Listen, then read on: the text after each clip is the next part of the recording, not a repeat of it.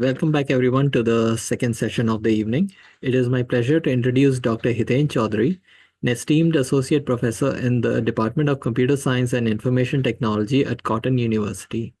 Dr. Choudhury earned his PhD in Computer Science and Engineering from Tejpur University and has been a dedicated member of Cotton University's faculty since March 2015. Before joining Cotton University, he was an assistant professor at St. Edmund's College for almost a decade. Dr. Choudhury's robust research portfolio spans a broad range of topics with a primary focus on security issues in mobile networks, the Internet of Things, or abbreviated as IoT, vehicular ad hoc networks, device-to-device communication, and blockchain applications. Professor Choudhury has published extensively in reputed journals and conferences and continues to mentor several research scholars. In the classroom, Dr. Choudhury imparts his expertise through courses on computer networks, mobile computing, network security, data structures, algorithms, computer organization, operating systems, database management, and programming languages such as C, C++, and Java. Dr. Choudhury has led significant projects, notably a Ministry of Information Technology funded project on enhancing security in IoT using lightweight and efficient cryptography techniques within 5G networks. Despite resource constraints often faced by institutions in the region, Dr. Choudhury remains a leading researcher, contributing significantly to advancements in the field. We are privileged today to have him here to share his insights on the topic of information and communication technology. Thanks for joining us this evening, Hiten. Yeah, thank you, Prakash, for the introduction. So let me start here then. This topic on information and communication technology. So basically, because we are focused on new education or national education policy, and this is a session on NEP orientation and sensitization. So I thought what is there in the NEP document. So what I did was this is the NEC and new education policy or national education policy documents cover page. And when I looked at chapter 23, then I see that there are a few things written about the use of technology and how technology can be integrated in NEP 2020. So it is clearly mentioned in the NEP document that technology will impact education in multiple ways. New technologies, improving artificial intelligence, machine learning, blockchain, smart boards, handheld computing devices, adaptive computer testing for students. And these topics have to be made part of the education system. They have to be introduced in the classroom because these technologies are impacting each and every one of us now. And it has also mentioned the use of AI and how we should all become aware about how AI as a disruptive technology is impacting all of us, and how we all can take advantage of different AI techniques. So initially, I still remember when I was a kid then at that time. So when computers started getting introduced in the society, people were a little skeptical. They were thinking that, okay, if computers are going to do our job, then what are we going to do? But since then and till now, there are so many changes we have seen, but we are still human being as a species is still relevant, and computers and all these devices that we have around us are making our life easier, and so that we can focus on different other things, highly things, or things that only human beings are capable of, so we can focus on those. So basically, instead of becoming skeptical and becoming apprehensive about what is going to happen in the future with AI and all these different technologies taking over, what we can do is how we can like basically we all have to have that flexibility. We have to try to adopt as quickly as possible to all these different technologies, and then we will all be able to use these technologies to our benefit, and we'll be able to focus on more creative things that only human beings can focus on. So basically, that is what I thought. NEPs. That is why NEP has introduced all of these in our syllabus, and they have emphasized introduction of these technologies in our schools, colleges, and universities as well. So again, there are some more points.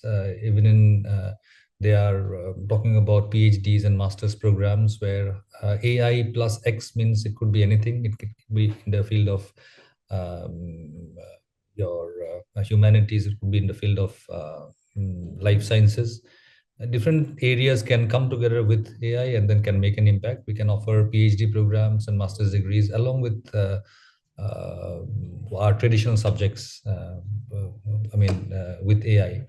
So this is what I saw in the new education policy. So these are some of the takeaways that in our university also, since we have adopted NEP course in our UG level as well as PG, we have not started as yet, but very soon we are going to introduce NEP in our PG courses as well. So we have got minor paper, major paper, and evaluated courses, MDE, SEC, and we have taken a like basically what we can see that there's a horizontal as well as a vertical approach that has been taken in departments like computer science. We will take a vertical approach where we will focus more deeper into subjects like AI, machine learning, deep learning, and subjects like that, where students will specialize.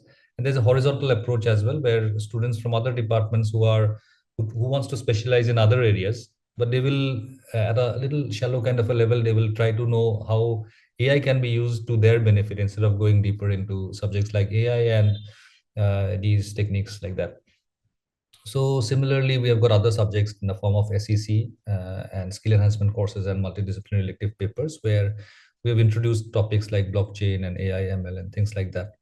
And basically, we have all seen that during our COVID period, when we couldn't go outside, we couldn't physically go to our institutions and all those. We have already adopted ICT to a great extent. We have done our classes online, so that actually helped us to adopt these new technologies that are coming to us, and we all are up to some extent already equipped to adopt these technologies.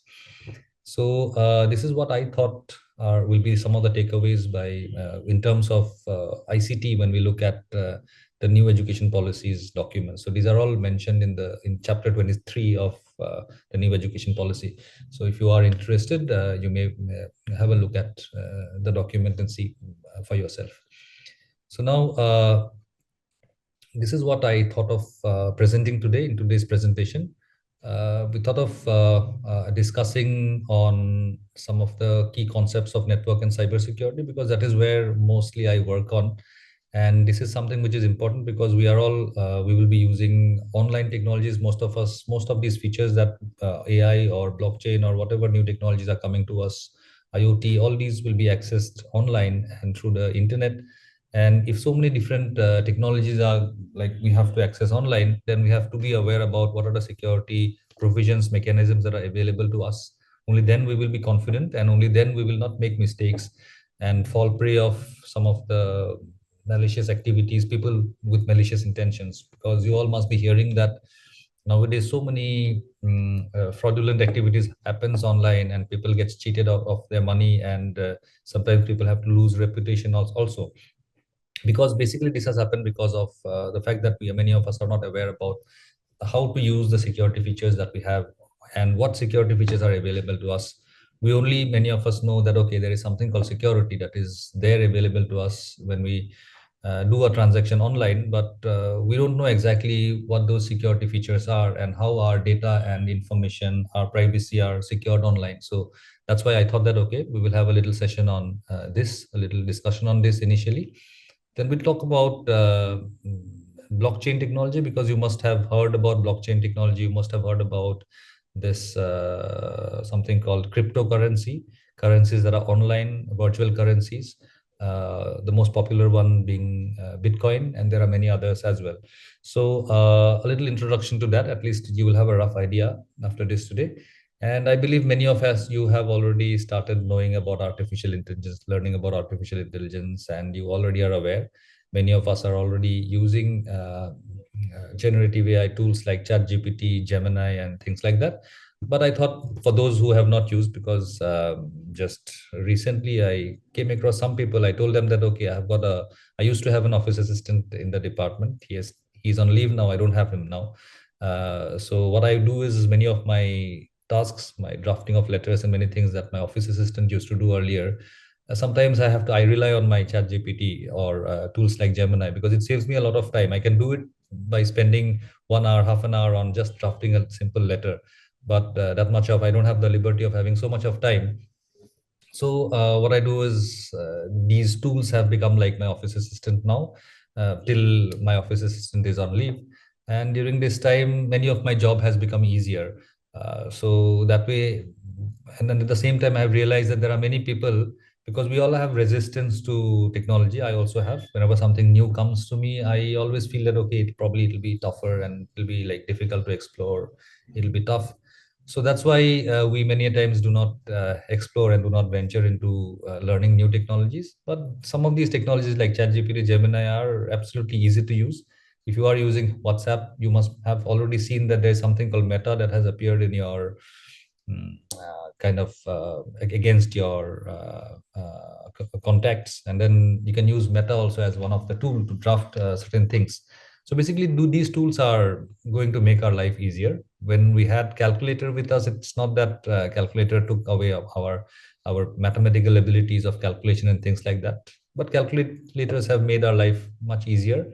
Of course, people who wants to do hardcore mathematics, and there are we still have same kind of mathematicians emerging the way it used to emerge earlier.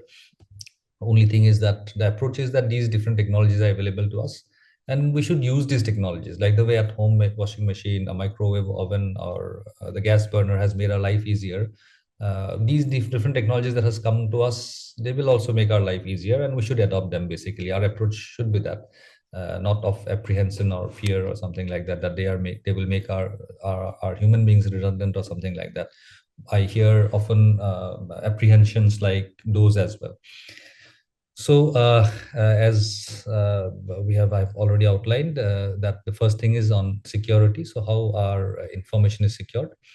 So, basically, my next slide, increasing dependency on the internet. Just to confirm once again, is my slide changing? Right now, I'm on a slide where the title is increasing dependency on internet. Can someone confirm, please? Yeah. Yes, it is changing. Okay, thank you. Okay, so our dependency on the internet is increasing day by day. Okay, as you can see, all these different activities, I think all of you are involved with payment of electricity bills, school fees, salary gets deposited online, shopping, money transfer, and everyone like does most of these activities. So there are, because of which, like since we are doing our transactions online means what? It's a we do it over the internet. Internet means a collection of thousands and thousands of machines. Okay, and they're all linked with each other, and all of these machines are owned by somebody whom we don't know. So internet is a public network, and basically when I send something, do a transaction, or send something, talk with somebody, send a mail, message, communicate with someone, basically all our information travels through the internet, through thousands of machines in between, thousands of strangers in between whom we don't know. So basically that's how our internet, the conversations that we are doing becomes unsafe, and our data it goes through a public network which is available to everybody. Now we definitely don't like to reveal our transaction details, how much money I'm earning and what I'm paying, and things like that. So basically, how these different transactions are available through the internet.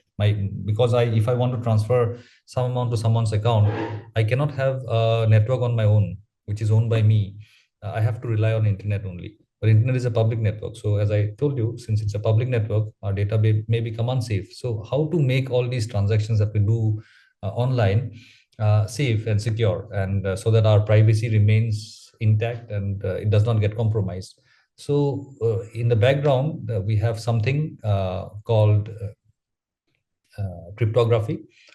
Now you must have, like most of us rely on something like this when you interact online. Okay, you rely on this the browser. So what you do is you open your browser and you write the address of the website that you want to visit. Now, and after writing the address, like for instance, say suppose here, this is SBI's your online banking interface. So here we write online SBI. Nowadays it's not com anymore, and this snapshot was taken sometime before. So online SBI.SBI. So when you write that, you find this particular screen, and this is where when you click login, the username and password has to be entered. So after you enter your username and password, your username and password travels from your browser, leaves your browser, and goes all the way to the server. Your server will be located somewhere. I suppose in case of SBI, probably in Mumbai or somewhere centrally located. It will be located there. So means what? Your username and password, it travels all the way through the internet and through thousands of machines in between. And these machines, technically we call them nodes. So it travels through thousands of nodes in between, and then will eventually reach the server. So when you enter your username and password, means what? If your username and password goes through so many machines in between, they are definitely not confidential. People will be able to see your username and password, so they are not safe. So is it like that? Is it so? So actually, in reality, it is safe. When you enter your username and password, even though it goes through several machines in between, they go in encrypted form. And when they go in encrypted form, even if people see them, even if these username and password travel through their machine, their own machine that they have access to, they will not be able to make out anything out of those username and password, because those are all encrypted. They will not be able to find any meaningful information out of it. And when it reaches the server side, SBI's home server, where they have the machines, where they have the data, and well, where all transactions and all those happens, at that side again they will decrypt it back to the original form. So this is what happens. So basically, when you are accessing your machine, when from the browser you enter some information, your information between the browser and the machine is in encrypted form and goes to the server. So others will not understand this.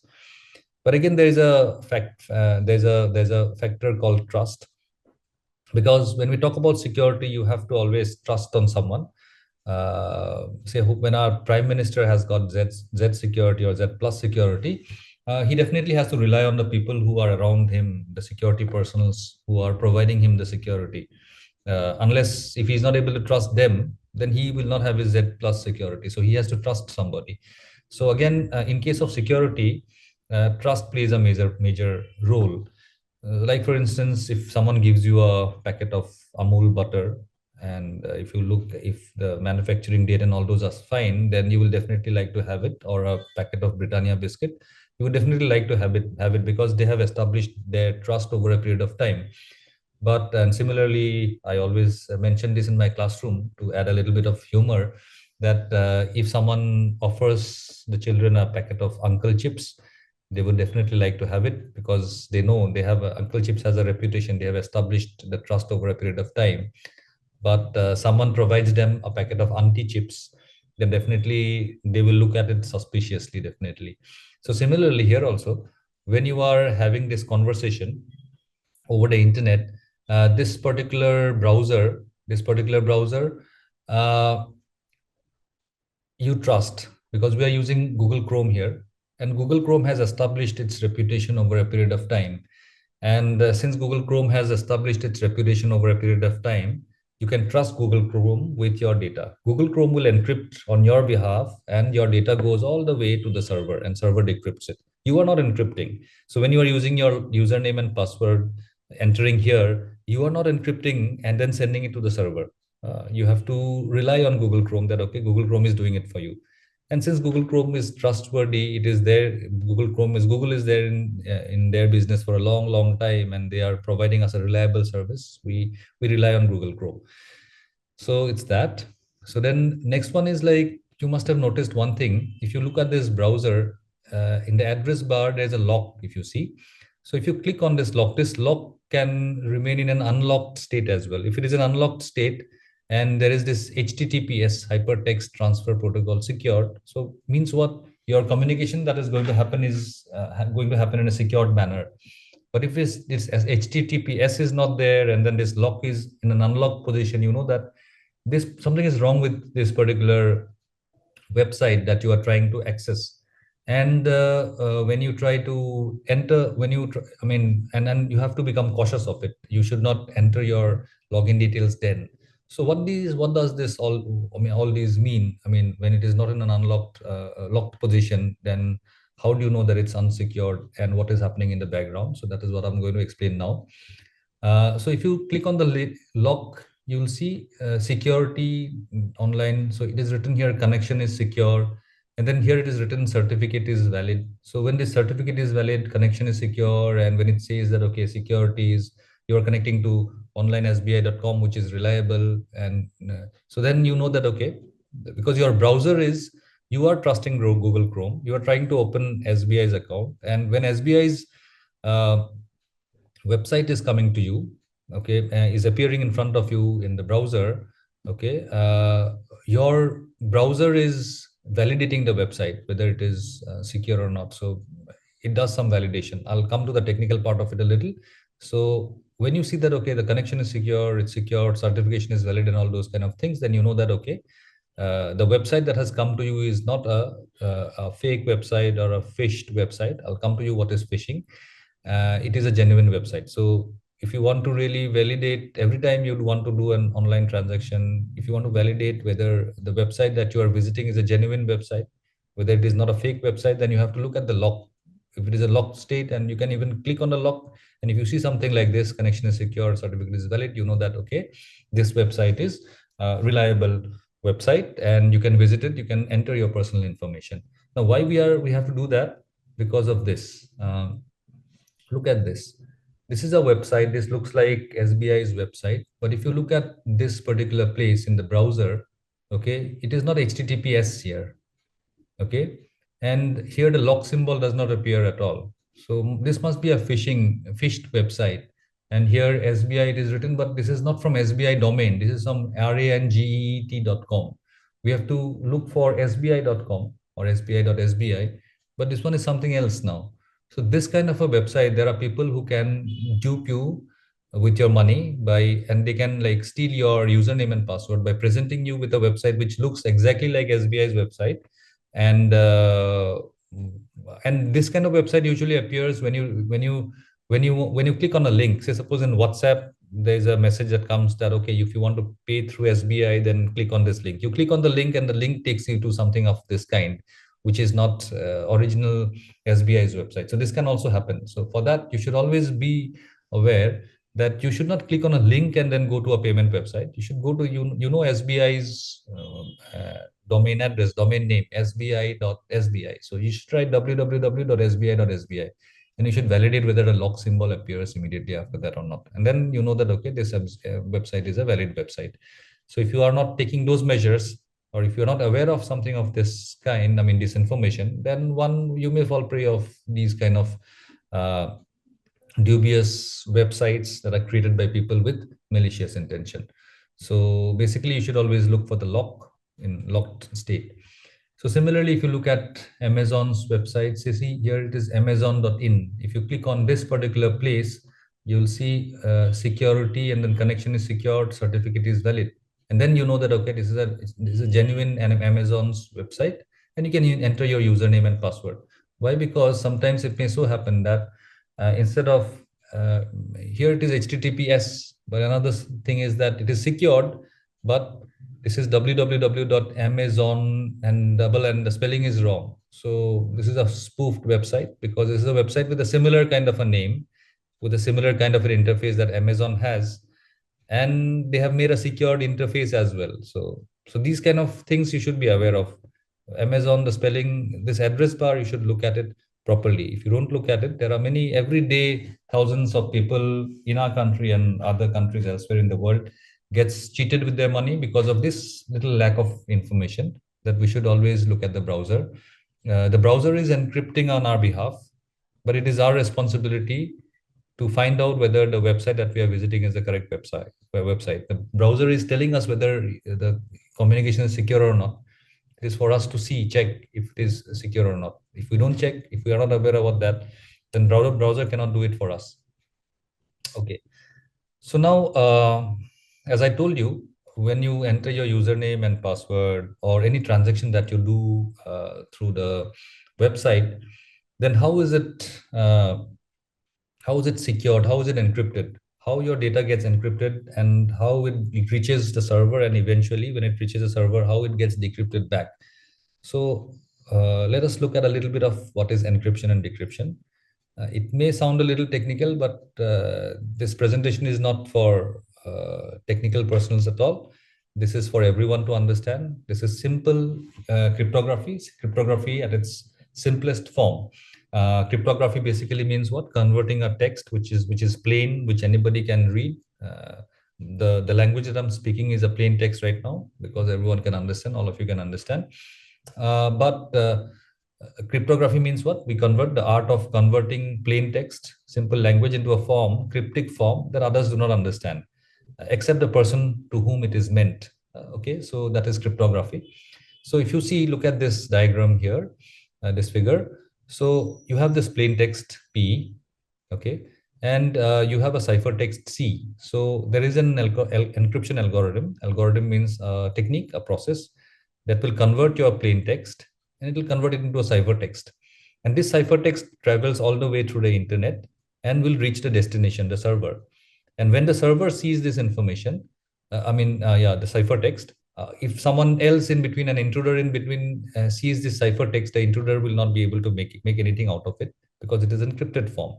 But the server will be able to understand this ciphertext and convert it back to the plain text because there's something called a key which was used to encrypt key that was used to encrypt. And when it reaches the destination machine will or server or whoever, okay, destination machine will decrypt it and convert it back to the original form by using the same key that was used for encryption. So if there are two people, one is named Alice, the other one is called Bob. If Alice sends some information to Bob, Alice will take that information, use an encryption algorithm or a mechanism, encrypt the plain text into ciphertext using something called a key. So there will be a key. Now the same key will be there at Bob's end as well. So what Bob will do is when Bob receives that information, if someone with malicious intention, say Mallory in between, receives this ciphertext, Mallory will not be able to do anything with the ciphertext because Mallory does not have the key with Mallory. So with her, and when Bob receives it, Bob also has got the key. So Bob will do what? Use that key and decrypt the information, convert it back to the plain text. So that is what happens in the internet. Any transaction that happens in the internet, the browser that we have in our machine, okay, in our mobile or in our laptop, that browser encrypts the information on our behalf and it goes to the destination. And in the destination machine decrypts at the other end. So if in between someone have that information, someone sees that information, they will not be able to make out anything out of it. So that is what happens in case of our transactions that we do online, and that is what makes all these transactions that we do online banking, payment of electricity bills, and online shopping, all of these are safe because of this encryption technique. So how does this encryption technique look like? Just let us have a look at a simple algorithm that will help you to realize what encryption is. And it's a very simple mechanism. Just have a look at this. Okay. So suppose there's a key K, which is key is 4, and the plain text is A, B, C, D, E, F, so our English alphabet. So if in our plain text we have A, then if it is 4, the key is 4, then A, B, C, D. So the ciphertext becomes D. If it is B, then you count for B, C, D, E. So ciphertext becomes E. Similarly, all the ciphertexts are produced. So replace every character in the plain text by 4 characters forward in your English alphabet, and whatever is the result becomes your ciphertext. So hello becomes something else. Similarly, we can do one thing. There is a key called, say, suppose megabuck. This is another form of this. This is called transposition cipher. This particular mechanism is called substitution cipher. So in transposition cipher, say suppose there's a key called megabuck. In English alphabet, you have got the A that appears first, then your B appears second, then C appears third, and then fourth, fifth. So like that, we have numbered all these characters in the key. And then suppose the plain text is this: please transfer. This is your plain text. Please transfer $1 million to my Swiss bank account 622. This is the plain text. So what we do is, against the key, we write please transfer $1 billion. Whatever is written here in the plain text, we write it like this way. And then while converting to ciphertext, we read it column wise. And first of all, it becomes A, F, I, S, K, S, O. So your ciphertext becomes jumbled up texts. and no one will be able to make out anything out of it. This is your ciphertext. And when it reaches a destination, again, the destination also will have the key megabug. So it will start writing in the order like this, and it will read it uh, uh, horizontally and to find the plain text. So basically, techniques like ciphertext and transposition cipher are techniques for encrypting your text to a form that nobody understands. But these techniques are not no longer used because they are not very complicated. One can break these techniques, and one will be able to break these ciphers. So that's why nowadays very complicated techniques are used. For instance, this is a modern cryptographic algorithm called DES. Even DES is not used anymore. There are algorithms called AES, which are very complicated. Your plain text is taken, a block of plain text is taken.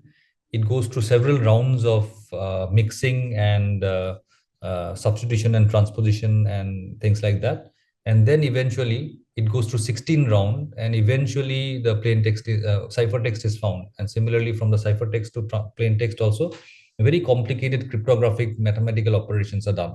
So modern day cryptographic algorithms are very strong, and they are so strong that if you combine, put all computers that we have, computational power of all the entire world together, and try for hundreds of years, still you will not be able to easily break it.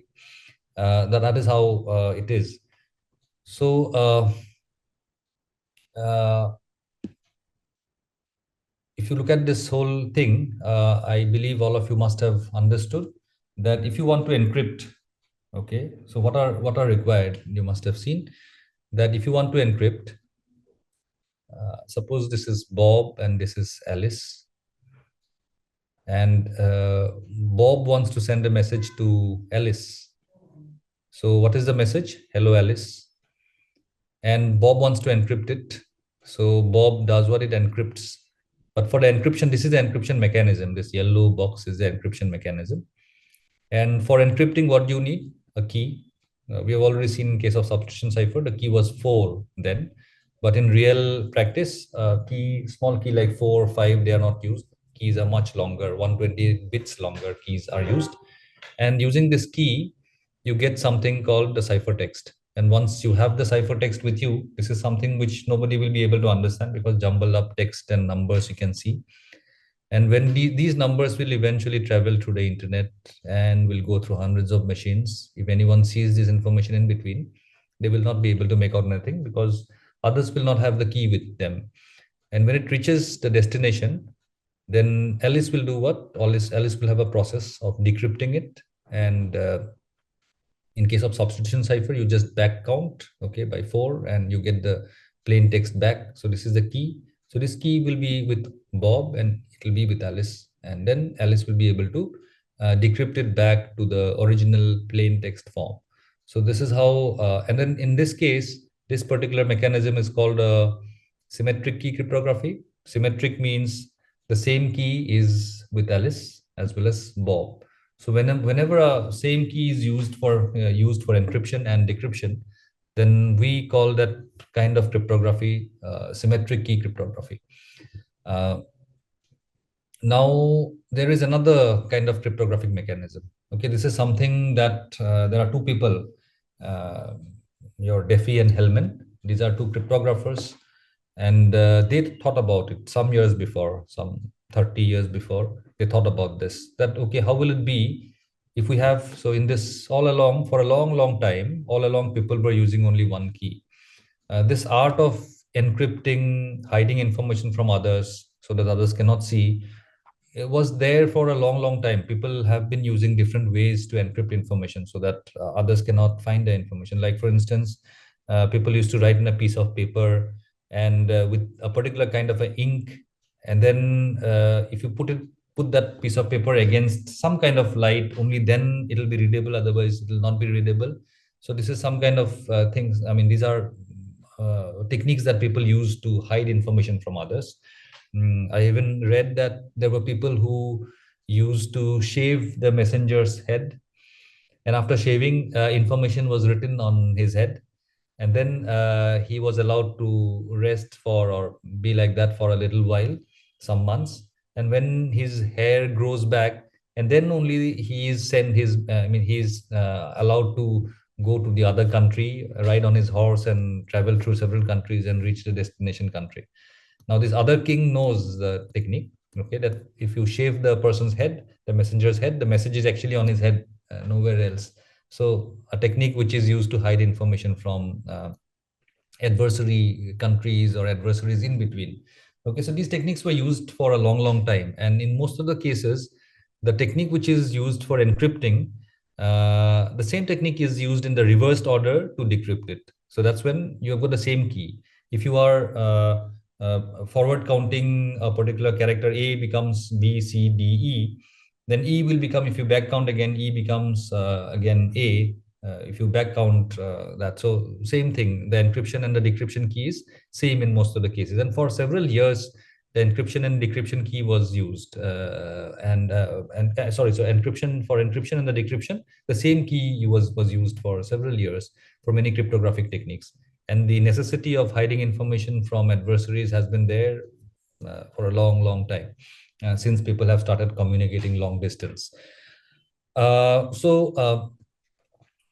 But few years before, okay, this Diffie and Hellman, two scientists, cryptographers, they thought of a different situation. They thought that, okay, how will it be if the encryption keys and the decryption keys are different from each other? Will we get any benefit out of it? They thought about it. So the benefit is immense, they realized. And nowadays all these online banking that we do, all these online transactions that we are doing, whatever mentioned I mentioned just a while ago that we do online, everything is possible only because of these two people who thought that, okay, the public key and the private keys should be different from each other. So if you see, uh, so in this particular case, what happens is there are two keys that are used. One is called the private key, the other one is called the public key. So every person, say suppose in my case, if I want to adopt public key cryptography or asymmetric key cryptography, I will have two keys with me. One is called the private key, which I will have with myself, and the other one is called the public key that will be for everybody. So what I'll do is I'll publicize my public key. So means what, all of you will have my public key with you. I can put it in my website or somewhere, and somehow I will let you know that, okay, this is my public key. So you'll get to know that, okay, my public key is this. And then my private key will be with me. I will not share that private key with anybody. Nobody will have the knowledge of my private key. So what will happen is, like, say, in the same scenario, Bob wants to send the message to Alice. So hello, Alice, this message will be encrypted using Alice's public key, because Bob wants to send to whom? Alice. And Alice's public key is with everyone. Similarly, it will be there with Bob as well. So Bob will use Alice's public key and encrypt. And if you encrypt something by Alice's public key, it can be decrypted only using Alice's private key. So who has Alice's private key? Only Alice herself. So that's why using Alice's private key, Alice will decrypt this particular message and Alice will be able to read it. So very simple thing, because earlier in case of symmetric key cryptography, say suppose I want to talk with, converse with 100 or 1000 people. So I will have to have 1000 different keys for conversation with everybody, 1000 different people.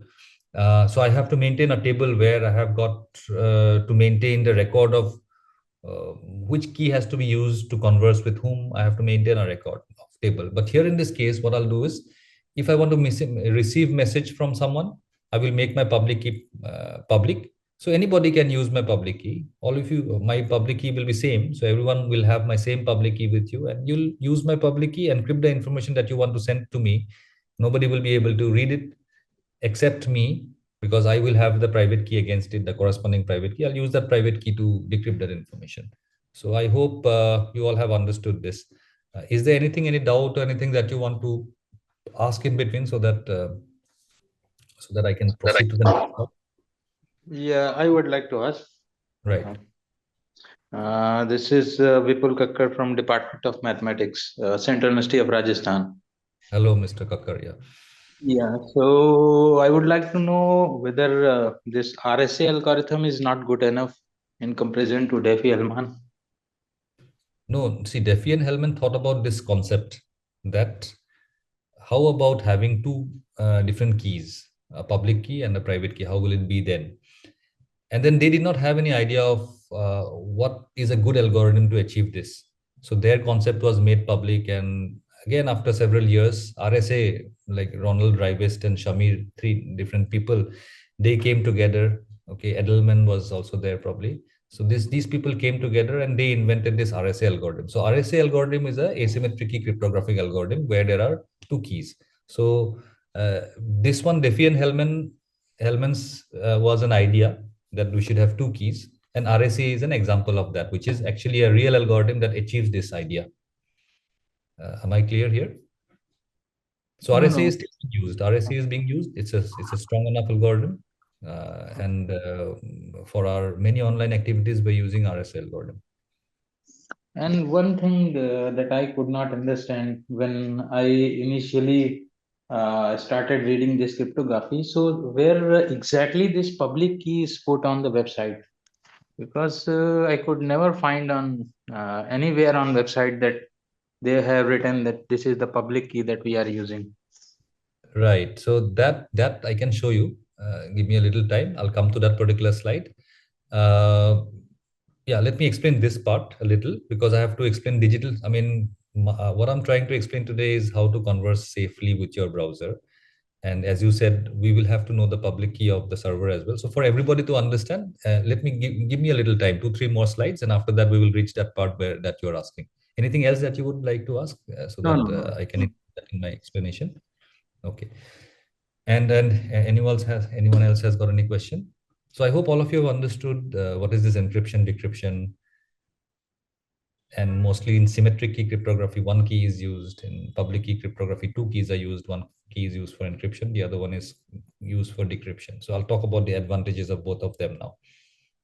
Yeah, anything else anyone would like to ask? Okay.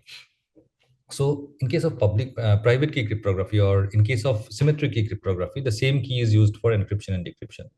Now, one may say that, okay, public key cryptography is so nice that you've got two different keys, and the public key is with everybody, and private key is with one, with that no one shares with anybody. So it's nice, it's scalable, it's easy to communicate because it's scalable.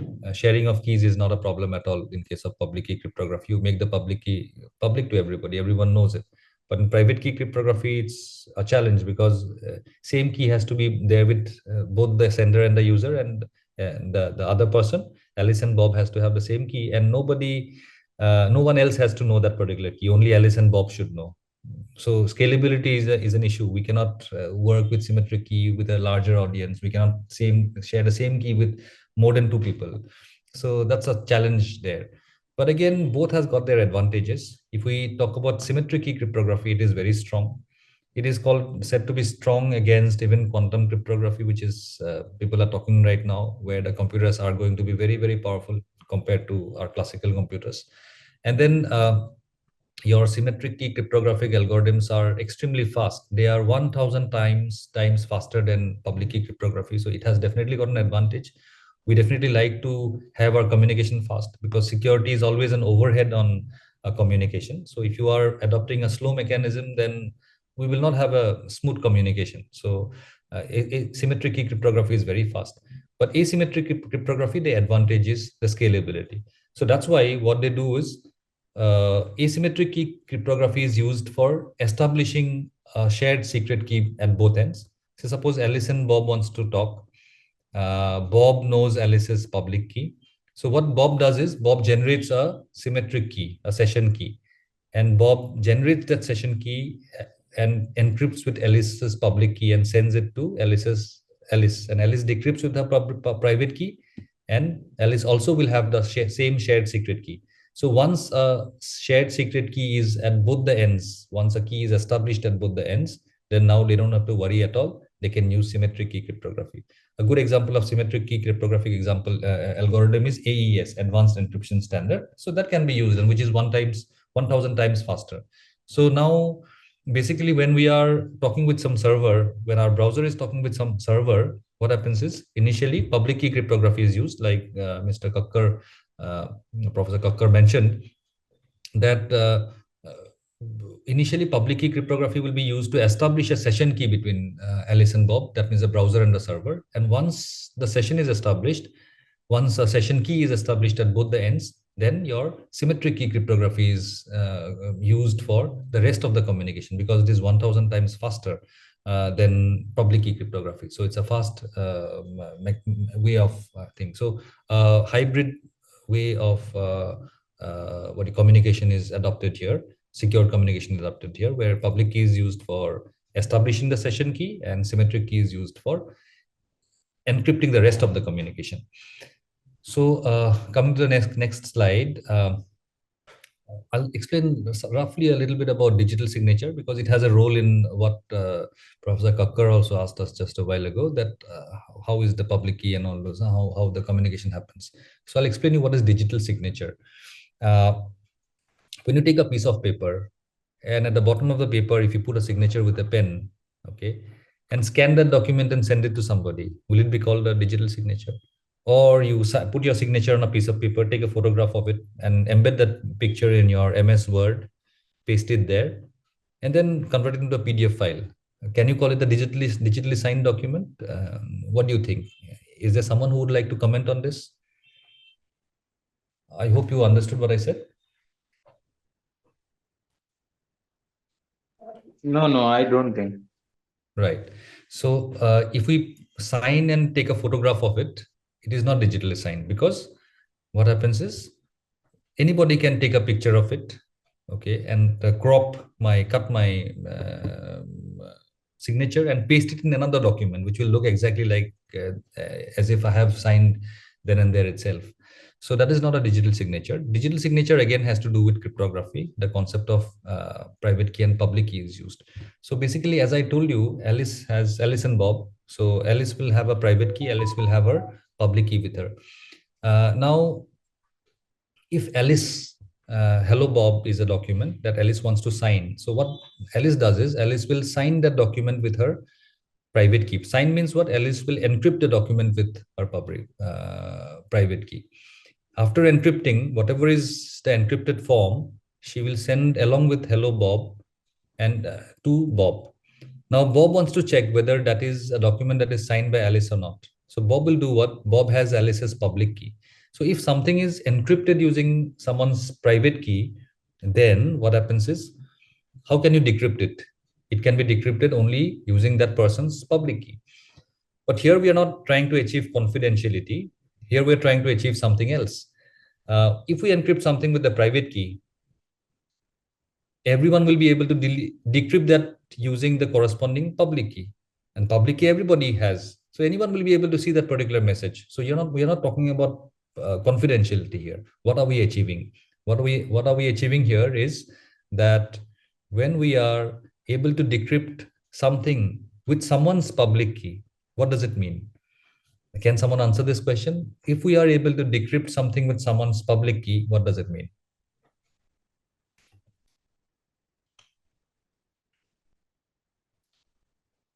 Yeah, basically it's this. If we are able to decrypt something with someone's public key, it means that that something was encrypted using that someone's private key. If we are able to decrypt something with, say, here I can see Dr. Leena Modi's name here. So if we are able to decrypt something with Dr. Leena Modi's public key, means what? It was encrypted with her private key. Okay, it was encrypted using the corresponding private key. That means who had encrypted that? Dr. Leena Modi. No one else can do it, because who has Leena Modi's private key? It's only her, no one else.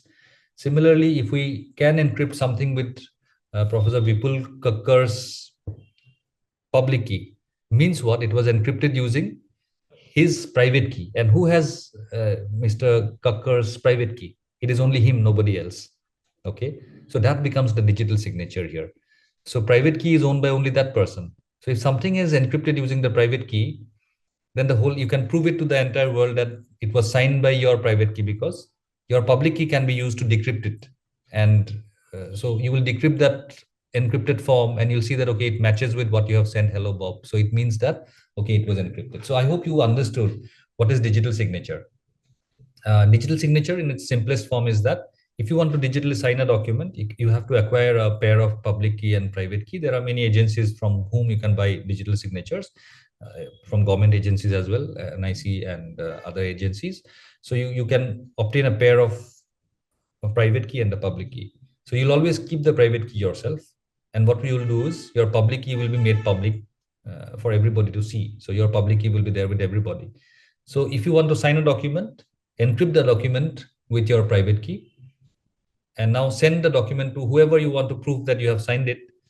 You send the encrypted form as well as the original form to everyone. So everyone will be able to delete with your, decrypt with your corresponding public key and see that, okay, it matches.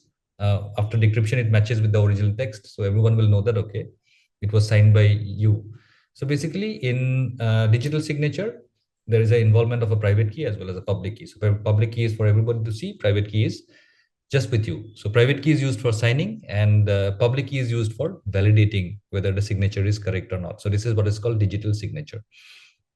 So now there is one more concept before I explain, go into the question of where the public key is and all those and how the browser encrypts the information and sends it to the server. So there is something called hashing. Hashing is another concept of cryptography where you have a long text and that text, there's a function, cryptographic function that converts it into a form, symbol form, so small form, say 128 bits only. So if you have a huge book, if you hash the book, you'll get a 128 bit value, which is a small value, which is called a digest. If you encrypt, if you hash a sentence, then also it will become a 128 bit digest. If you hash basically a paragraph, then also it will become a 128. But the hashing, a cryptographic hash function has to be such that if the original text and differs by even one character, the hash values will be drastically different from each other. So basically what I'm trying to say is that whatever you hash, no two resultant hash values or digest will be same with each other. So basically a hash value becomes a fingerprint, like your fingerprint. We are this big size. I'm of like almost 74 kg weight, but my fingerprint is this small. Okay, so this is my representation. If I put my fingerprint or my signature somewhere, then that represents that I was there in that room. Okay, it shows that I was there in that room. So the fingerprint becomes my representation. So basically, if you have a long text, if you hash it, you get a fingerprint, and then that fingerprint becomes the particular text's representation. So when you want to digitally sign a document, if there's a document which is very big, if you want to sign the document, you have to encrypt the document using your private key. As I told you, asymmetric key cryptographic algorithms like RSA are extremely slow algorithms. So what it will do is, if it has to encrypt that big document using the private key, it will take a lot of time, and your whole encryption signing process will become slow. So what happens is, the hash mechanism is fast. So the document that you are trying to sign, it will be hashed, and the fingerprint of the document will be produced first of all, and then that fingerprint is actually encrypted, signed to make your digital signature. So very simple. To digitally sign, we use our private key to encrypt, but before signing a document, we create the hash value of the document and sign or encrypt, and anybody can validate using the corresponding public key, which will be available with everyone. I hope all of you understood this simple concept with regards to digital signatures. So now I'll come back to this particular part again. So when you are trying to visit SBI's website, okay, when you wrote www.onlinesbi.com, then immediately what happens is your browser will get in touch with the server, and browser has to encrypt all the information that you send from your end to the server. It has to encrypt. So for encryption, you must have realized now a symmetric key is required, and we'll use a symmetric key because it is fast. We will not use a public key or asymmetric key mechanism. We will not use RSA or something like that for sending doing the transactions. We will use a symmetric key algorithm like AES. But the browser will not have a key that is shared along with the server because a key is required. So how do you share the key now? So when you open the browser will present you with a certificate. So the certificate looks like this, if you see. So when you click on the lock, you'll see secured, connection is secured, certificate is valid, and the certificate is issued to State Bank of India. So who has it? The browser trusts it, the browser validates it. So how the browser validates? Basically, when you try to open the browser, a particular website, the website presents the browser with a certificate which is signed by someone whom the browser trusts. I told you at the beginning, trust plays an important role. The browser trusts some certification agencies. The the public key of those agencies are already embedded with the browser. So the certificate where SBI's public key is there. Okay, so when the SBI's public key is presented to the browser, it will be presented in the form of a certificate that, see, this is, I am SBI and this is my public key, and it is certified by certain certification agencies, and the certificate is also there. Now, using the public keys that the browser has with it, it will validate the certificate. Okay, the certificate is correct. And what is there? See here, RSA is written here. So what is there? The RSA key will be there. If you look issuer statement and all those and details and all those, I haven't kept a snapshot here. If you look at the details, you'll see the public key also here. So this is the public key of SBI, and it is certified by the agency. The agency's public key is already there with the browser. The browser will be able to validate the certificate and see whether the RSA public key is correct or not. So once the browser validates that, okay, this RSA public key is correct, the browser will generate a session key. It will generate a random number, a session key, and that session key it will send to the server using the public key. And once the server gets that session key, all the remaining communication will be uh, encrypted using that particular key. Okay, so key you already understood. It will be encrypted using a symmetric key cryptographic algorithm like AES now. So it's a blend of RSA algorithm and AES algorithm. So this is how your secure encryption happens when your browser talks with the server. So you should rest assured that when any communication that you are doing through your browser, and if you have checked that this lock is in lock state, and if this connection is secure is given here, it means that your browser validated the certificate that was produced by the server, and the certificate contains the public key, and using that public key the browser has sent a symmetric key to the server, and through that symmetric key all the communications were encrypted, and the encryption mechanism is very strong, and your data is safe with the server. So you have to trust your server, you have to trust your browser. So if that trust is there, and if you check whether the browser has validated properly or not, whether validation your browser has validated properly or not, so your communication is safe and secure. So this much you have to do to ensure that your communication is safe.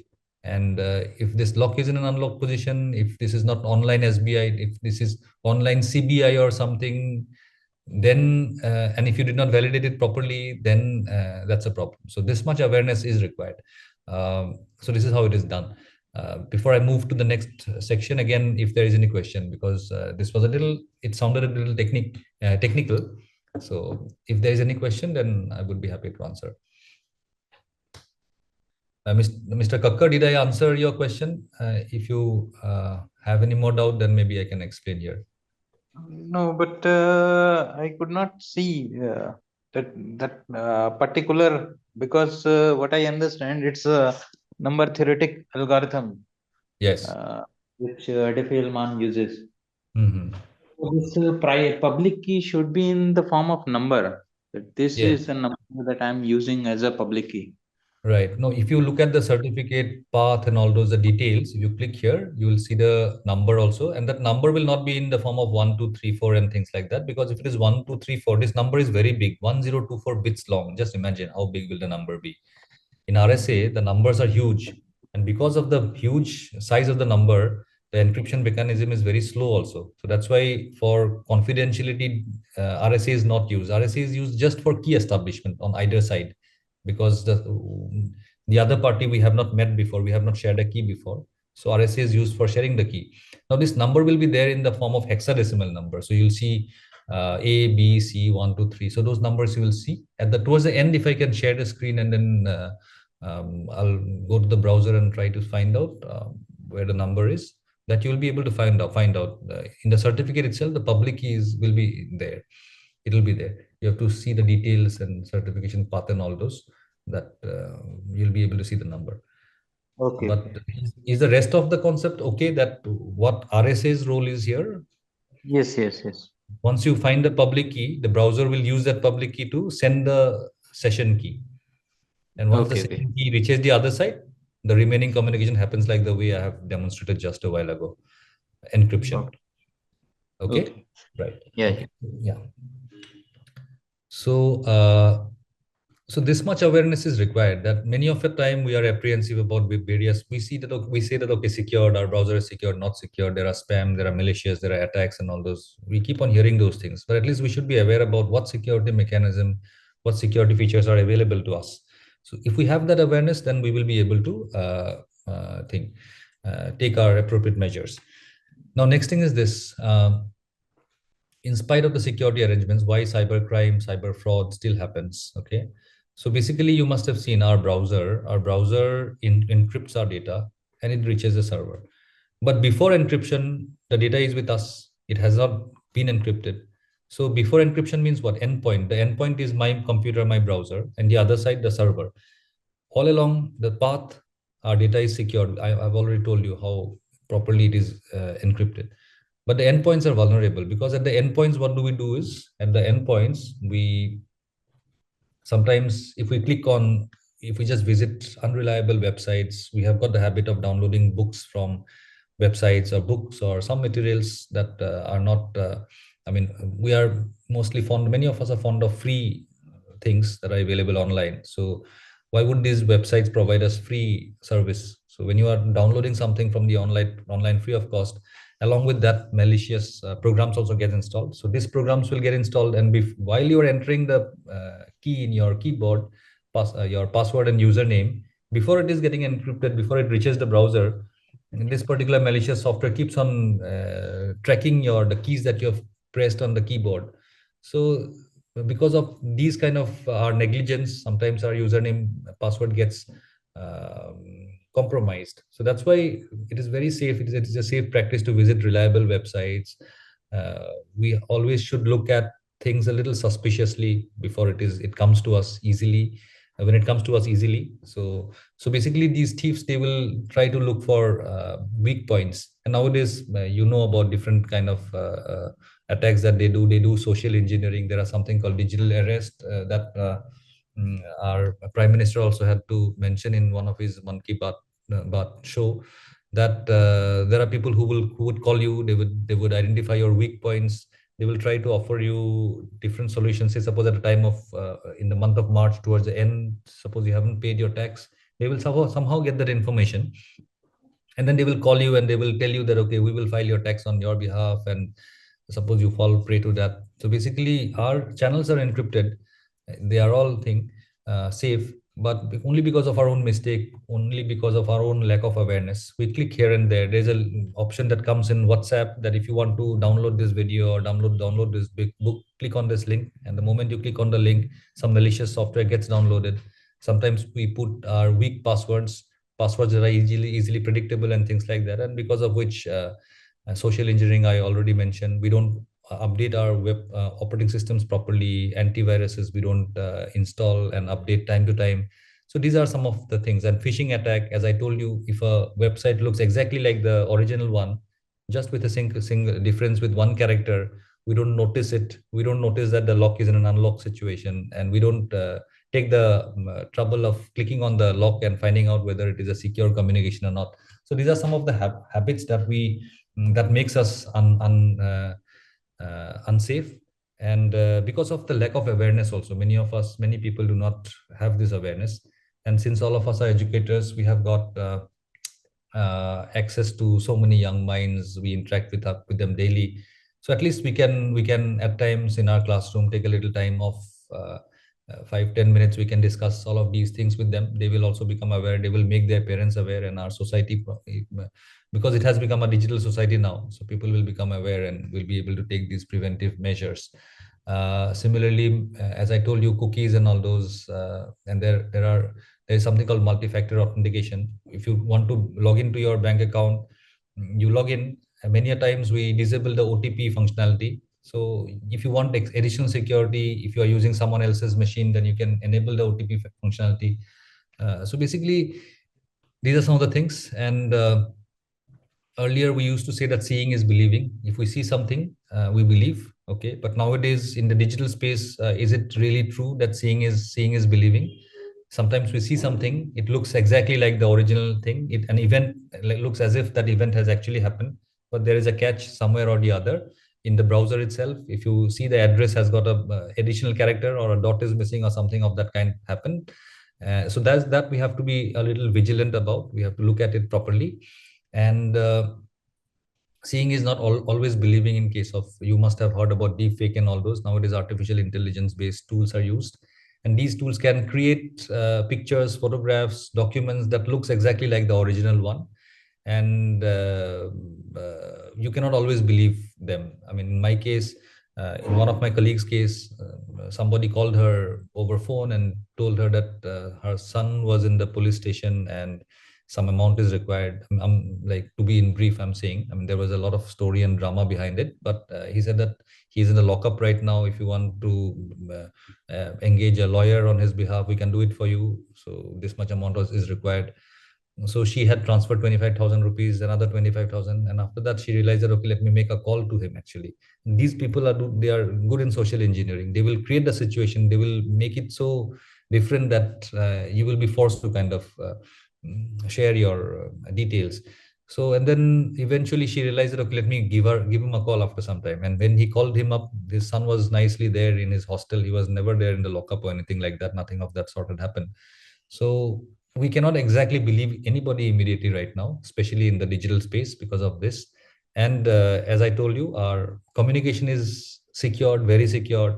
Our browser and our server, they are taking appropriate security mechanisms.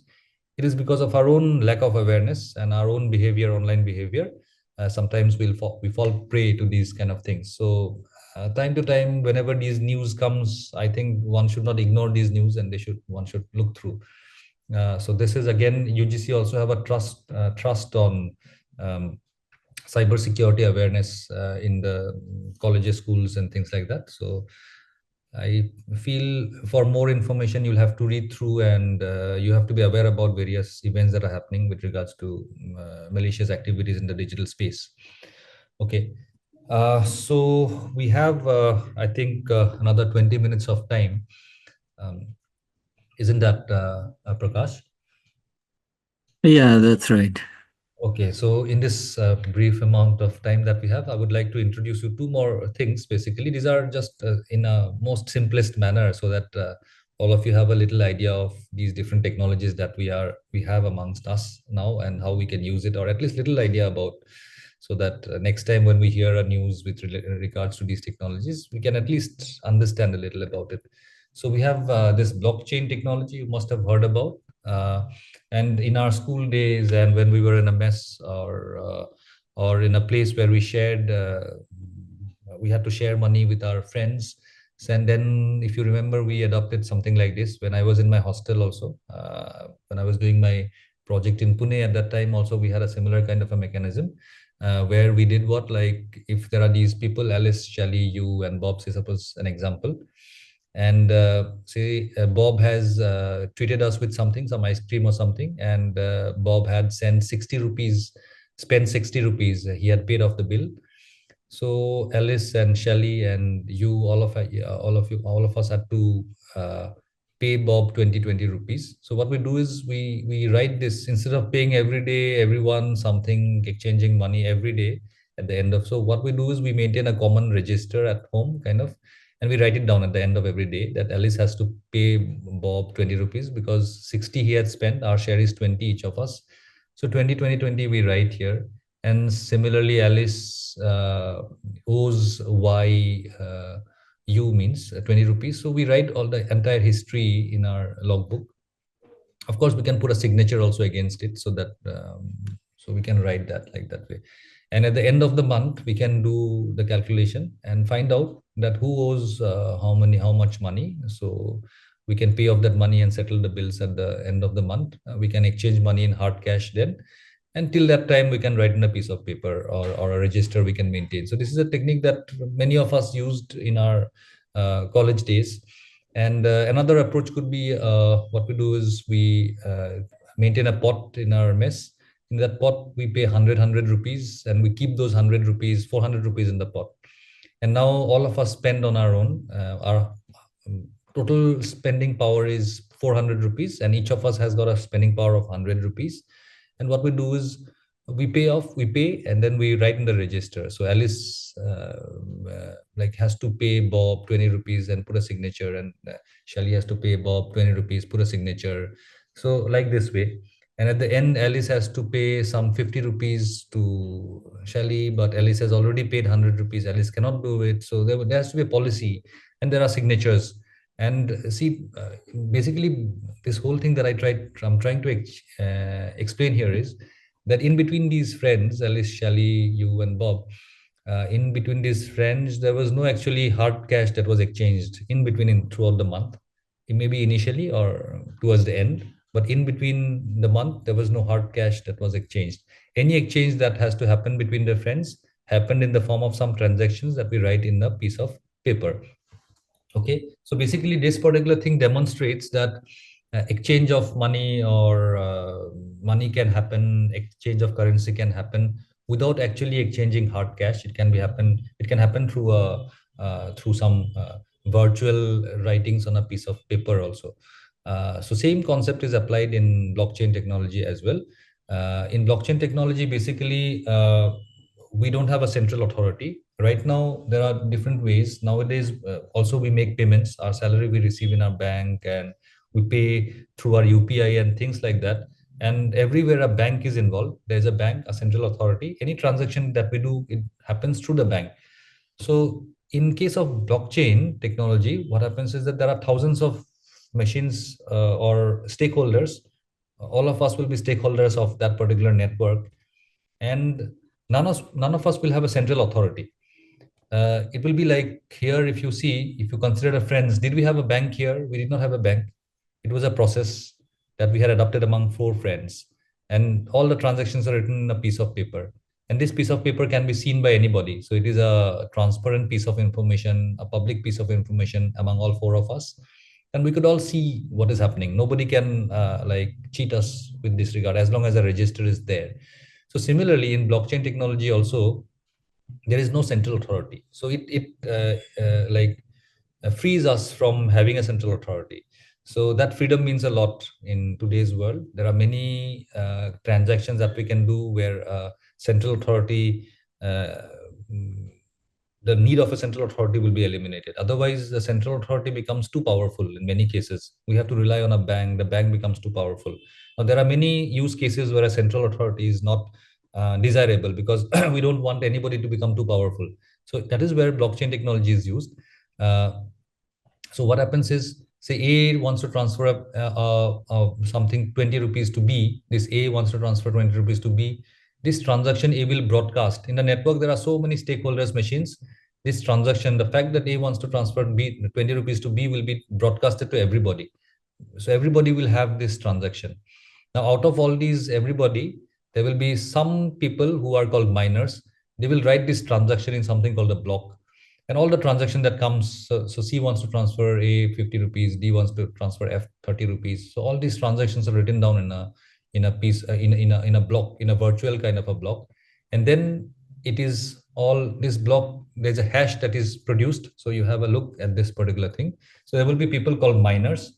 So they will put these transactions in a block, and the entire whole thing is hashed. I told you hash just a while ago. A fingerprint is produced.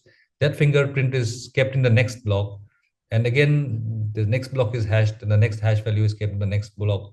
So if you want to make, if someone with malicious intention wants to modify something here, he has to modify the hash and then the previous hash. So previous hash, like that, he has to modify, which is not possible at all.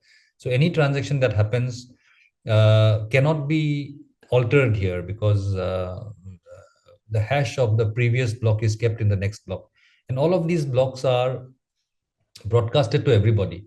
So like the way in this particular scenario, this register is available to anyone. So A transfers B 20 rupees. It is signed by A, and it is for everybody to see. Later on, A cannot deny that I have not given this money to B. So I don't owe B this much of money because it was written by someone. A cannot deny because it was written in his presence and it is written in a common public kind of a register. Here also same thing happens.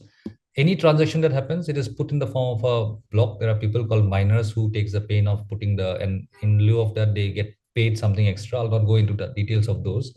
But what basically I'm trying to say is any transaction that happens in a blockchain, will get broadcasted, and there is something called the block, and then the blocks are linked with each other through hash values, and this entire chain of blocks, which is called a blockchain, will be there with everybody. So if I want to alter some information somewhere in my machine, I can do it. But how will I do in so many thousands of other machines? So it means like our prime minister announces something in a big gathering, huge gathering, and it is there in the national news as well. He announces something to all of us, okay, that this is what is going to happen now. So everybody knows it. It is there recorded everywhere. So will he be able to deny and later on say that, okay, I didn't do it, I didn't say it? He'll not be able to. So this is the situation here.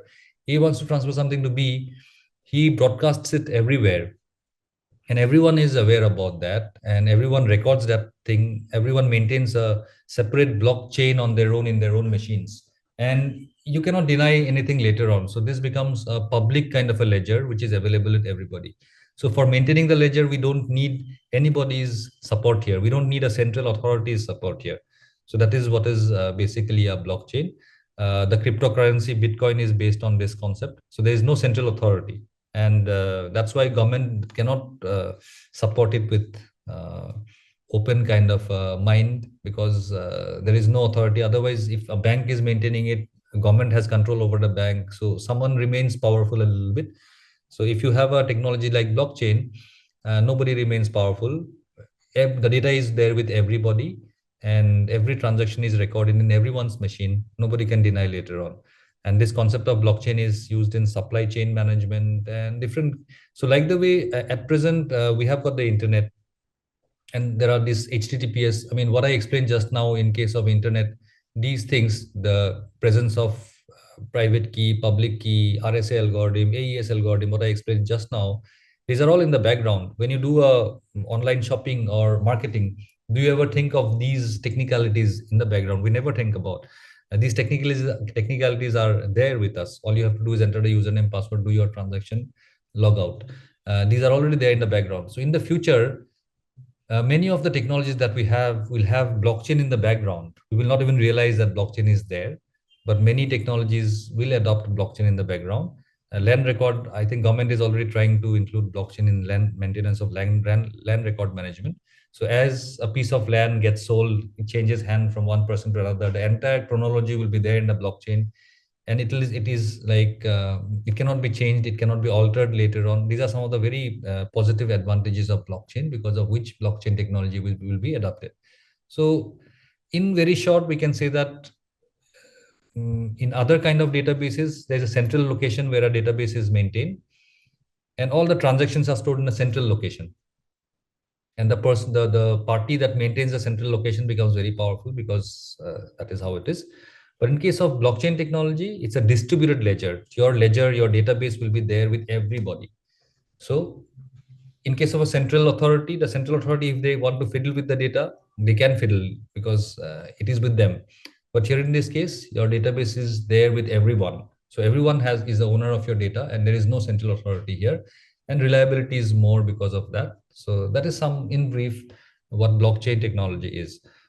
I'll not go into much details about the technicalities. It is just about just wanted to explain to you, like for you to realize what is this blockchain. It is nothing but a distributed database, where your data is stored in multiple locations everywhere, and everywhere everyone has got, whoever is the stakeholder of that particular blockchain has got a copy of your data. If you even try to change your data at your end, all those other databases, you'll not be able to do anything, because they will have the original copy, which cannot be altered, because a hash value is stored in the next block, and then the hash of the disk block is stored in the next block. So you will not be able to alter the hash and everywhere. So that is what blockchain technology is. So is there any question with regards to blockchain technology, so that we can move to the next just brief introduction to artificial intelligence a little bit with whatever little time we have.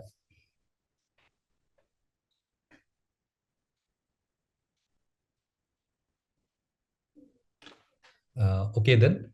So the next thing is this artificial intelligence. For those who, this is just a basic introduction. We have a little time also. So with this little time that we have, just a basic introduction to artificial intelligence. We all know that intelligence, what is intelligence? Intelligence is something related with human beings, based on our ability to take decisions in different kind of a situation. And what we all know that we all are able to take like advanced critical decisions at different stages because of our experiences. We know that okay, if there's a hot substance somewhere, if there is a iron that is there, or a flame, we should not touch the flame because of our experience.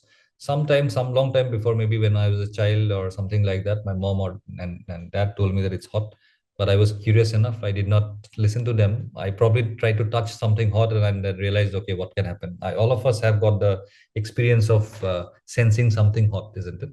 So this is what our experience taught us. Till now, at this point, we have done, experienced so many different things, so many different experiences we have, and more experience we have in life, more decisions we are able to take. Similarly, nowadays, what has happened is we have complicated, advanced machines, algorithms, programs, statistical programs, models that are able to learn from past experiences, our own experience. So these experiences are recorded in the form of data, and these experiences are fed into these particular models or machines or algorithms. And these algorithms, based on these experiences that are fed to them, are able to take some critical decisions based on emerging decisions and decisions that or situations that may arise in the future. So all these experiences that we have over a period of time, all these years since our digital technology, we started using it, a huge amount of data started getting collected, especially in shopping malls and our online transactions that we do every second, every minute. Probably we are generating a huge amount of data, and all these data are getting recorded somewhere or the other.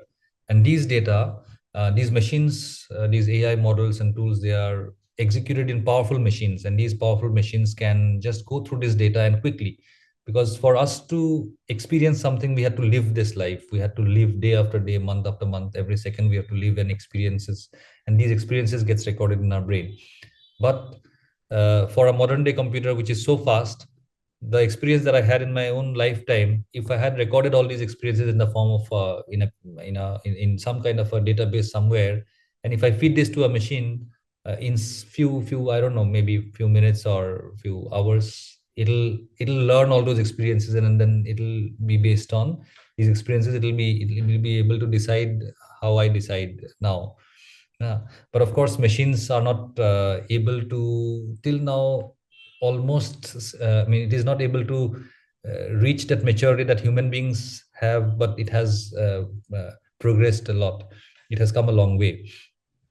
So basically, this is your artificial intelligence. Artificial intelligence is a broad umbrella, a term. Basically, artificial intelligence means we want to artificially make some machines or a device as intelligent as the human being. So that's why we are not. That is artificial intelligence in general. Machines have not become so intelligent as the human being as of now, but there are some branches of artificial intelligence, some subcategories of artificial intelligence where a lot of progress has happened, especially areas like machine learning and deep learning and natural language processing. So there are a lot of work that has happened in these areas.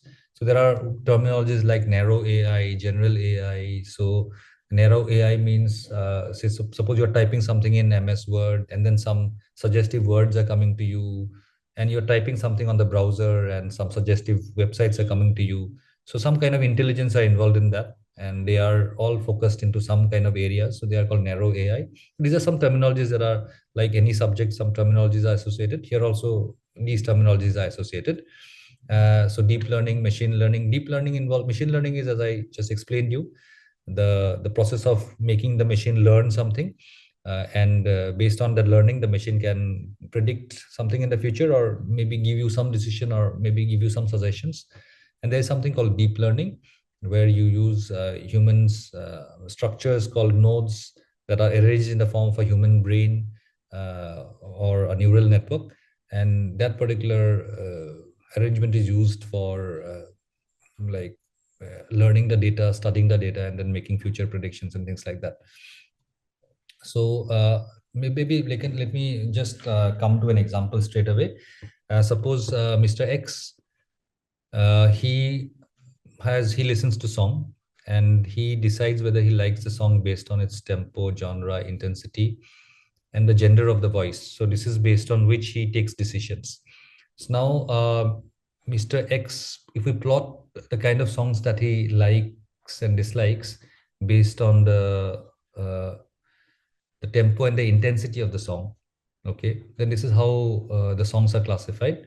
If you see, the green ones are the songs that he likes, and the red ones are the song that he does not like. So as if you look at this particular plot, you'll be able to make out that the songs that are soaring in nature and are the tempo is a little fast, those songs Mr. X is more interested, compared to the songs that are more relaxed and that are lighter in the intensity.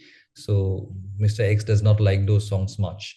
So this is how, like, this is based on what the kind of songs that X has listened to. So suppose in a platform like Spotify or YouTube, X listens to songs, and in YouTube has already got the data, and YouTube sees that okay, or Spotify sees that okay, they will try to cluster kind of songs that X likes. YouTube notices that the songs that this person is mostly listening to are kind the songs that are soaring and fast in nature. So based on this analysis, say suppose Spotify wants to kind of recommend a song to this person. You know that if you listen to songs in these kind of platforms like YouTube and Spotify, apart from the songs that you listen, that you select on your own, certain songs are presented to you, recommended to you, and based on those recommendations, and most of the time you see that okay, the recommendations are kind of similar to the songs that you choose. So uh, so how is that happening? So suppose B is a song that YouTube wants to recommend to you. So B will do what? B neither, if a song is there here somewhere, which is soaring as well as fast, YouTube will recommend you immediately. Any song that is soaring and fast, YouTube will keep on recommending you in your browser. But any song that is in the borderline, YouTube will see whether this can be recommended also or not. So for this recommendation, YouTube will do it. I mean, now it cannot do the recommendation clearly because it is in the borderline. So then another algorithm can be used. There's an algorithm called K nearest neighbor algorithm.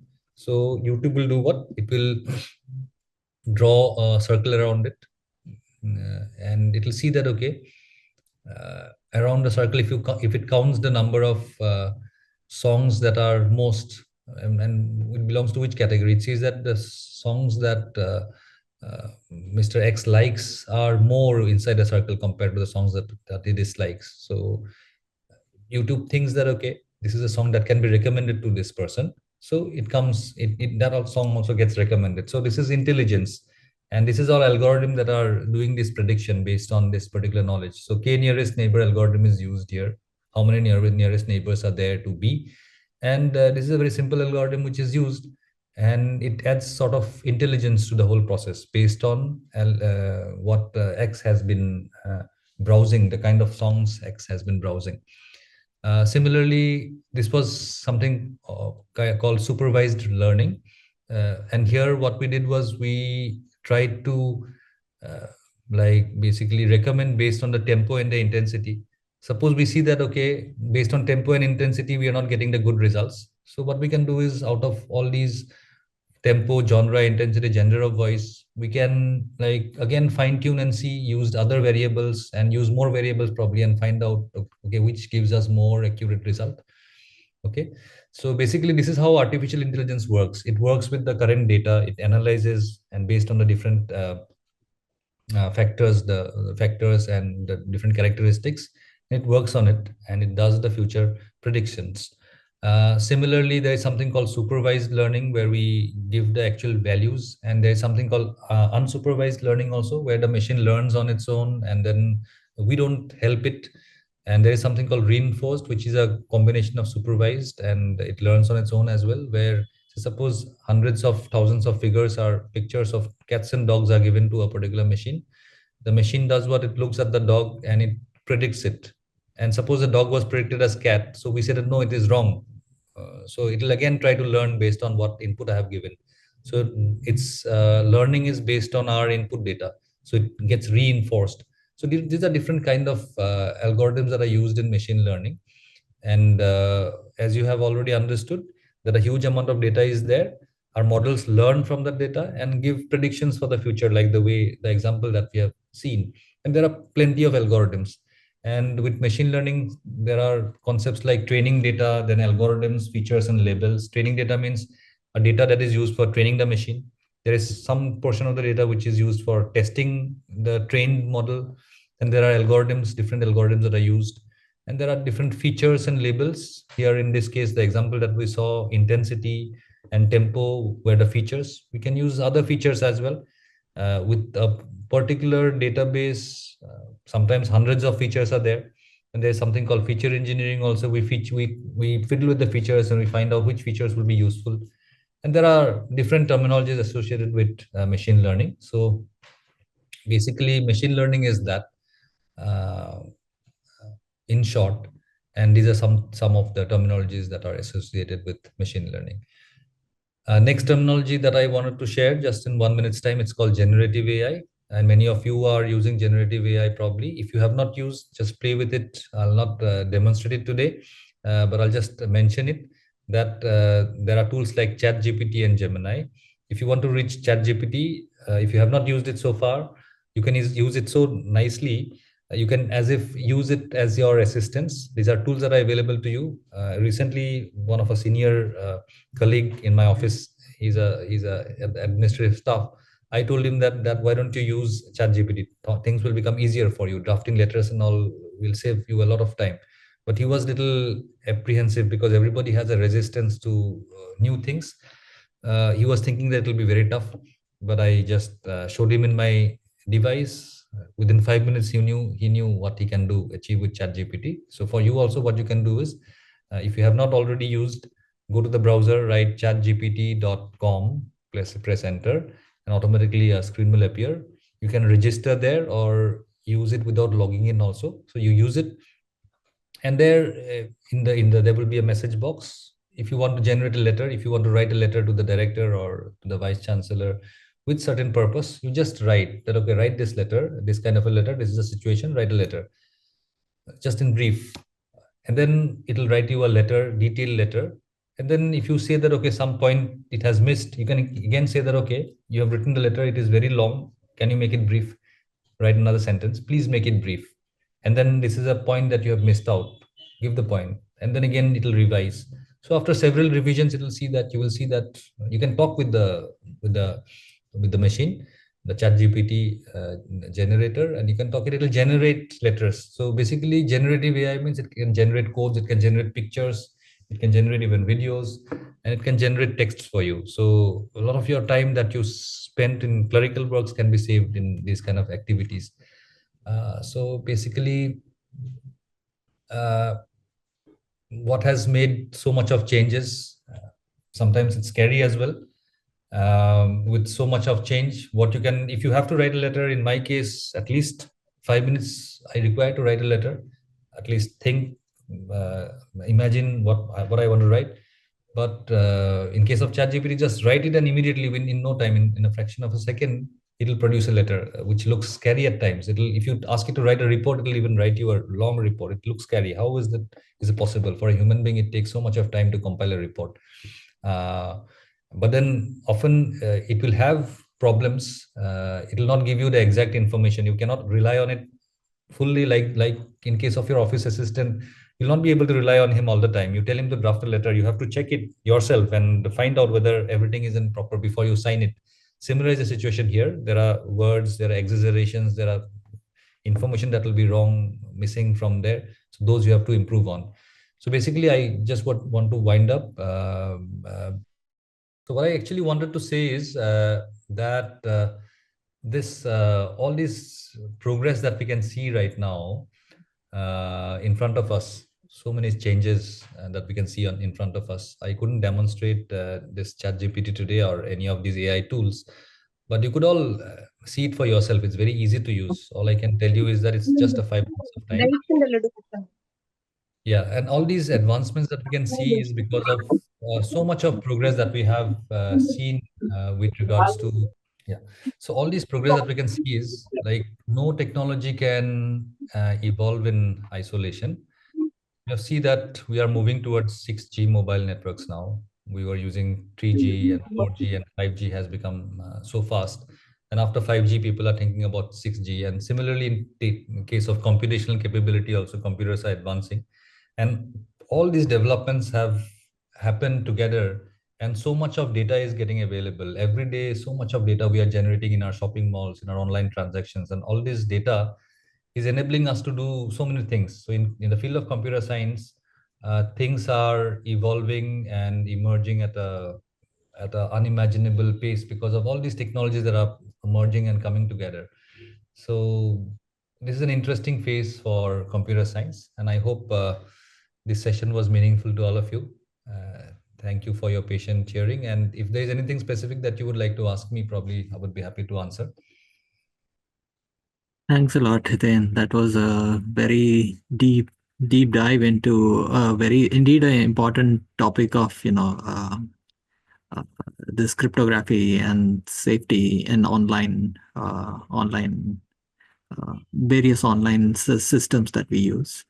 Also, it was nice to get a feel for the very new technologies that are coming up, and many of us are just trying to figure out how to use it in the future. We will now open the floor for some questions. Dr. Naik, you have your hand up. Please unmute yourself and ask question. Thank you, sir, for nice and informative presentation. My question is, hackers can also use AI. So day by day, cyber crime will be more. Are all information is available online? Also, government is insisting for all financial transaction and now academic transaction through online. So don't you think that our life will becoming more insecure? Yeah, that is an apprehension with most of us, many of us. But somehow, I believe that in my case, if you ask about me, I've been in this online space for a long time, probably more than a couple of decades.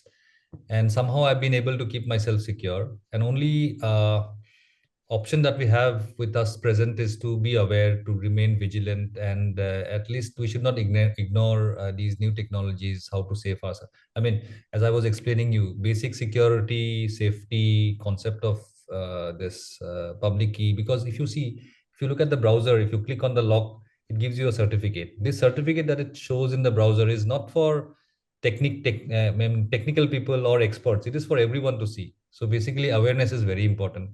It becomes our response. I don't know, our country, if we look at a country, at us as a country, then it becomes each and everyone's responsibility to spread the awareness about this public key infrastructure, how the browser works, how security works. These security features are for everyone to know, actually. Only then we will be able to. If we are not aware about the security features, we should not go online, basically. So times are hard for us. I know when I talk with my dad, he's very annoyed with the fact that I mean, our land revenue payment, everything has become online. I mean, our electricity bill payment has become online. He's almost 80. He's annoyed with the fact that he cannot do anything. Has to rely on me. But this is how the time is. We have to live with it.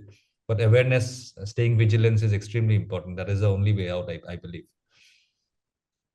And on the threat Thank of you. AI, I assume there is this debate about keeping it more open so that even if hackers use it, the same number of good people also try to thwart the effect of hackers and try to Yes. find out ways to, counter that. Right. Right. And another emerging kind of, I would not say threat, it will be another exciting kind of a development, which is of quantum computing. So that will be like many times faster than the current computers we have.